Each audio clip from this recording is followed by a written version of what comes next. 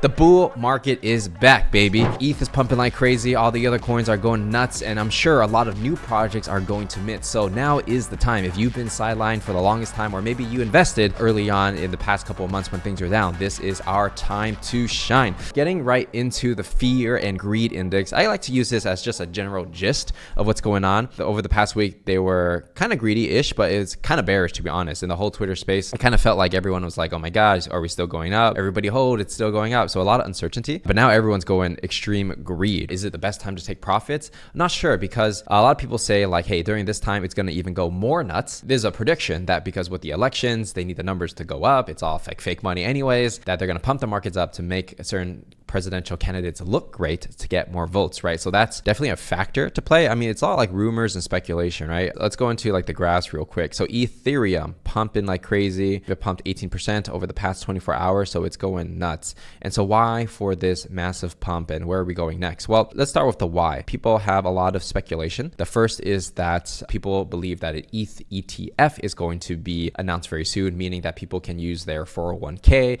and other investment vehicles to invest into Ethereum, right? And so with that, a lot of people are going to put in money because they want to get in that crypto action. And these kind of people, they don't even use Twitter, right? They don't even know what's going on in the whole crypto world, NFT world. They just want to buy ETH because they heard cryptocurrency was going to be the next big thing, right? And so that's a lot of money coming in. The other thing is, like, previously, before today, people were speculating that the ETH ETF was not even going to come this year. There's like these approval ratings, like what's the chance that the ETH ETF will get approved? Before it was like 10%, 20%, kind of low. Then now it's just like increasing up to 75%, right? So it's all like narrative at the end of the day. So understand this is a very speculative bubble market. You're gonna make your money based on a narrative, not by the actual product. That's all I have to say there. And so that's like the biggest narrative driving things. Now, is it true? Can someone be manipulating the price behind the scenes with some big money? It's always a possibility. Again, a narrative runs the retail, and we are kind of the retail if you're watching this, right? Now, if you're watching this by the time this video drops, most likely you have already seen this, and that is the official announcement of Moon Zero. So at this time of recording, I haven't posted anything yet, but you want to make sure you follow the Moon Zero X Twitter account at Moon Zero HQ, and you see it from the art over here. You know, a lot of work and thought has been put into these characters, these IP, and you know, it's more than just an IP. It's actually a whole community, a whole ecosystem that I'm looking to build with Moon Zero. If you're watching this at the exact time this video comes out, we're doing a live AMA on Discord right now. That's right, right now in our Discord to talk more about everything that's going on. But for those of you who are just watching this video, understand that this is going to be so much bigger than IP. Taking all my experience advising, consulting different companies, launching my own NFT project, helping other people launch, learning how to do art in creative direction, building a team around this, all the skills and the people, talent that I put together, it's all going into this project. So this is going to be something very special for me and special for everyone involved. So if you want to follow along, make sure to follow that Twitter, Moon Zero. Join the Discord. It's the same Discord as the Parallax. We basically put them together because Moon Zero is connected directly with the Parallax, hint. And so let's leave it at that and learn more as we progress and tell this story. Now, speaking of NFTs, we're going to talk about Cryptopunks real quick. Cryptopunks about to launch this new NFT, and they're doing a Dutch auction, right? Trying to, you know, max money basically. And they collaborate with this artist who created this 3D style sculptures, blurring the lines between race and gender. So very aware, well, I guess some people call it kind of art philosophy, right? So looking at the comments, basically a lot of people in crypto don't like it, right? You know, that's, to be fair, it's not necessarily the best representation of what Punk's ethos is. And I think a lot of people just want Punks to not be connected to any of these like projects that have a lot of risk. They would rather Punks just be like this history art thing that just doesn't get touched. It's like the Mona Lisa, you know, it's like the OG like 10K PFP collection on ETH, right? I think that's what it should be, but Yuga Labs is kind of connecting, trying to make more money off of this brand. And I think a lot of people don't like that because they want the value of these punks to go up. They don't want to dilute the collection or make it look like cheap. According to one of the co-founders of Yuga Labs, he's basically saying that they had a vision to use world-class artists to bridge Web3 into traditional art world. Their plan is to get Nia's collection into the hands of those who have been supporting her work. What about punks? Yuga will no longer touch punks. They will just be decentralized pairs of blockchain. The only thing we intend to do is support your museum institution with the quest to acquire a punk. So now, you know, they corrected the mistake real quick, right? And basically they're saying, hey guys,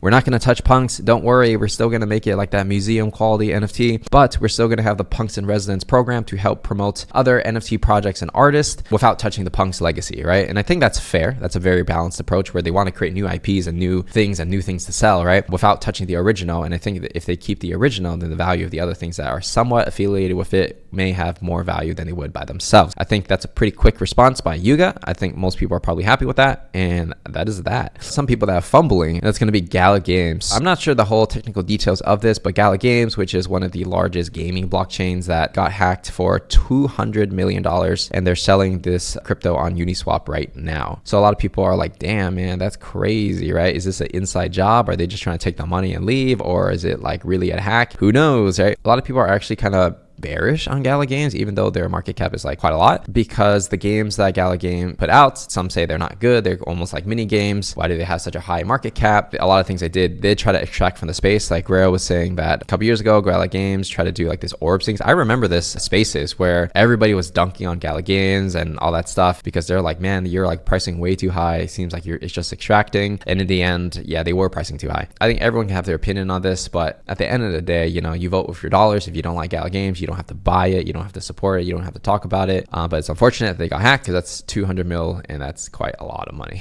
Now, speaking of upcoming new game studios that have some promise, I recently connected with the team at Confiction Labs and I talked to them. I talked to one of the co-founders in person in Hong Kong at the Forked event. I met some of their team and chatted with them more, and I also minted one of their Genesis like 0 NFTs myself. So just transparency there. Yeah, basically for this particular project, you know, the people that run it actually have one of the largest studios in Southeast Asia, and they're getting into Web3. They made a lot of games for a lot of big companies, and now they're just kind of like getting their feet wet in this scene, right? So they do have their first game that they're coming out in Web3. It's going to be called Rift Storm. So basically it's like shooting monsters, loot guns. It's like Diablo, but shooting, right? Or like, not necessarily Diablo. I think they said Diablo 2 combined with like Hades. So they've been working on this game for like 2 years. So the quality of it is, I would say it's pretty good. You know, it's definitely better than a lot of other games I've seen. But yeah, so they said Diablo combined with Warframe, Alien Shooter. Yeah, so a lot of inspirations, right? Obviously, the game studio, there's probably more inspirations, but it's one of the games where it feels a little bit more promising. It feels like the team is kind of approaching Web3 the right way, not just trying to come in and take money and leave, but actually getting to know different people, having one-on-one conversations. You know, I do respect their marketing strategy, whoever's doing that. This is something I think you guys should check out, and I was not paid to say that. I just met them. I thought they were nice, and that's pretty much it. Okay, so Pixelmon is collaborating with Memeland. So there's some news over here with the big ETH dogs. They're basically saying introducing Mon protocol on Stakeland. Mon is building the Nintendo of Web3. I get that, and is launching in the in-house development monster IP. Okay, now basically just have this farming thing where I believe they kind of trade tokens, right? So if like you